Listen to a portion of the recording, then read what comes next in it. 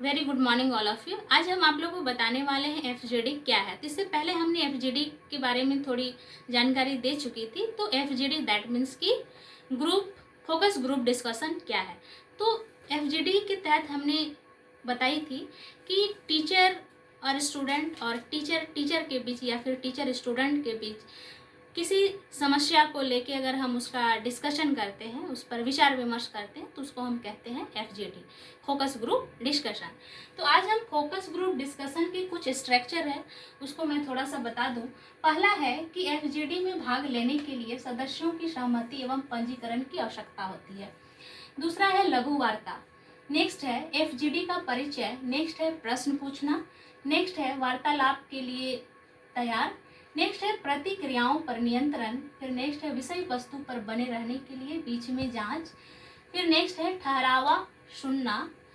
फिर है नेक्स्ट वार्ता का सारांश एवं समाप्ति। नेक्स्ट है सहायक मॉडरेटर के साथ संक्षेपण।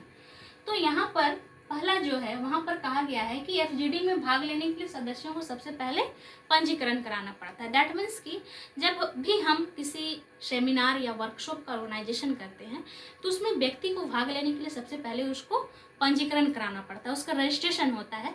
उसके बाद ही उस ग्रुप डिस्कशन में या फिर उस वर्कशॉप सेमिनार में उसको अनुमति दी जाती है उस पर प्रवेश होने के लिए। नेक्स्ट है कि लघु वार्ता। कहने का अर्थ है कि सेमिनार जो है कि हम लंबे समय तक उसको हम नहीं चलाते हैं, या तो हम 1 डे का रखते हैं या 2 डे या हम 3 डे का वर्कशॉप रखते हैं। और उस वर्कशॉप में किसी टॉपिक पे ही विचार विमर्श किया जाता है और वो जो टॉपिक होता है वो छोटा होता है, इसीलिए उसे कहा जाता है लघु वार्ता। नेक्स्ट है कि एफजीडी का परिचय। जब हमने वर्कशॉप का ऑर्गेनाइजेशन कर लिया 2 डेज 3 डेज या 4 डेज का, तो उसके तहत हम एक टॉपिक रखते हैं जिसमें हम उसको कह सकते हैं कि एफजीडी का परिचय कराया जाता है कि आज हम इस टॉपिक पे वर्कशॉप ऑर्गेनाइज कर रहे हैं। नेक्स्ट जो है वो है कि प्रश्न पूछना। जब हमारा वर्कशॉप स्टार्ट हो जाता है, सेमिनार स्टार्ट हो जाता है, उसका टॉपिक बताया जाता है और जब लघु वार्ता शुरू हो जाता है तो उसमें कभी कभी कुछ विद्वान जो होते हैं वो कुछ प्रश्न पूछते हैं। अगर शायद उनको कन्फ्यूजन होती है किसी बात को लेकर तो उसमें प्रश्न और उत्तर की भी व्यवस्था रहती है, उसको प्रश्न पूछने का भी मौका दिया जाता है। नेक्स्ट है कि वार्तालाप के लिए तैयार।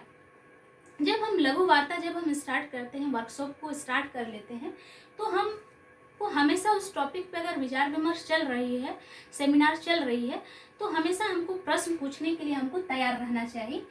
तभी वार्तालाप के लिए भी हमको तैयार रहना चाहिए कि किस विषय पे वर्कशॉप हो रहा है, सेमिनार हो रहा है, तो हमको हमेशा उस पर वार्तालाप या विचार विमर्श के लिए तैयार रहना चाहिए।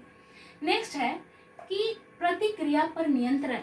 दैट मीन्स कि अगर सेमिनार स्टार्ट हो गया है तो हमको हमेशा अपने आप पे थोड़ा प्रतिक्रिया रखना पड़ेगा, एक्टिव रहना पड़ेगा, थोड़ा कंट्रोल भी रहना पड़ेगा कि वहाँ पर जब कुछ बातें ऐसी है, जब वहाँ पर विचार विमर्श हो रहा है तो हम बीच में कुछ बोल नहीं सकते हैं। दैट मीन्स कि हम अपनी प्रतिक्रिया को कंट्रोल में रख सकते हैं। नेक्स्ट है कि विषय वस्तु पर बने रहने के लिए बीच में जांच। कभी कभी ऐसा होता है कि जब हमारा सेमिनार शुरू होता है तो कोई भी व्यक्ति उससे कुछ भी प्रश्न पूछ सकता है, इसीलिए वहाँ पर कहा गया है कि विषय वस्तु पर बने रहने के लिए भी कभी कभी जांच किया जाता है।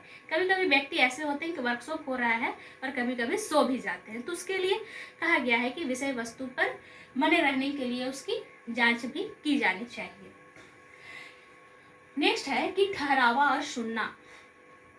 कभी कभी ऐसा टॉपिक भी होता है कि लोगों को बोरिंग फील होने लगता है तो लोग उठ के बाहर जाने लगते हैं। तो लोगों को जब ग्रुप डिस्कशन चल रहा है या वार्तालाप चल रहा है या सेमिनार चल रहा है तो ऐसा नहीं करना चाहिए, बल्कि उस पर बने रहना चाहिए, डटे रहना चाहिए और क्या कहा जा रहा है उसको भी सुनना चाहिए।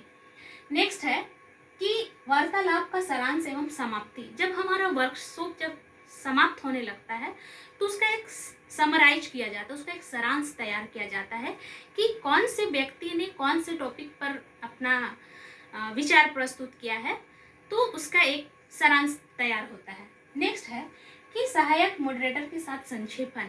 जब हमारा सेमिनार का जो अंत स्टेप होता है तो उसमें इसका रिजल्ट प्रस्तुत किया जाता है मॉडरेट, जो उसका सहायक मॉडरेट या फिर जो गेस्ट होता है जिसको बुलाया जाता है और उसको रिजल्ट प्रस्तुत करना रहता है और उसका संक्षेपण निकालना रहता है। तो कौन सा टॉपिक पे जो सेमिनार होगा और कौन व्यक्ति ने बोला जो सबसे अच्छा अपना विषय वस्तु को प्रस्तुत किया, तो इस पे संक्षेपण किया जाता है।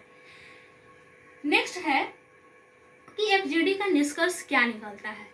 तो एफजीडी का जो मूल्यांकन व्यवस्था के अंतर्गत आता है, अगर एफजीडी में छात्र शिक्षक के बीच में स्वयं के विचारों को व्यक्त करने की योग्यता, दूसरे के विचारों की समीक्षा करने तथा प्रतिक्रिया करने की क्षमता विकसित होती है, साथ ही शिक्षक को यह मूल्यांकन किसी समस्या का समाधान करने में सहायता प्रदान करता है। साथ ही एफजीडी का सारांश लिखना होता है तथा आंकड़ों की जांच एवं निष्कर्ष समूह को परिणाम प्रस्तुत करना एवं उसका प्रकाशन करना। दैट मीन्स कि यहाँ पर कहा जा रहा है कि हमारा जो एफजीडी का जो कंक्लूजन है वो है कि स्टूडेंट और छात्र के बीच होता है और इसमें है कि हम एक दूसरे का मूल्यांकन कर सकते हैं और मूल्यांकन करने के साथ अगर इस शिक्षक को स्टूडेंट की समस्या है तो उसकी समस्या पर विचार करना होता है कि क्या समस्या है और उसका समस्या का समाधान करना है, तो उसके लिए उसको इवैल्यूएशन करना पड़ता है। और यहाँ पर यह भी कहा गया है कि इस सारांश में कि समस्या समाधान करने के बाद उसका सारांश निकाला जाता है और उसका परिणाम प्रस्तुत किया जाता है, तब हम इसको कह सकते हैं एफजीडी।